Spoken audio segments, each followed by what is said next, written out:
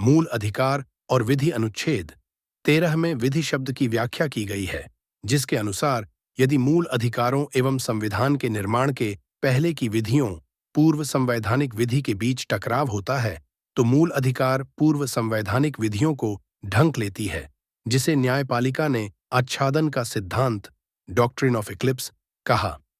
इसके अनुसार मूल संवैधानिक विधियां समाप्त नहीं होंगी, अपितु यह मूल अधिकारों द्वारा ढक लिया जाएगा। यदि मूल अधिकार समाप्त हो गए तो पूर्व संवैधानिक विधियां पुनः प्रभावी हो जाएंगी।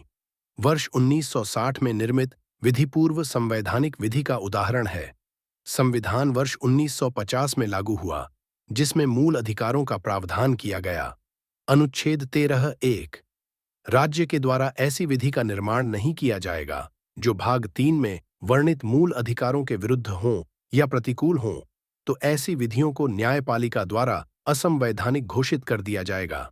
राज्य के द्वारा निर्मित विधि का कोई एक भाग मूल अधिकारों के विरुद्ध हो तो न्यायपालिका केवल उसी विशेष भाग को अवैध घोषित करेगी, समूचे विधि को अवैध घोषित नहीं करेगी।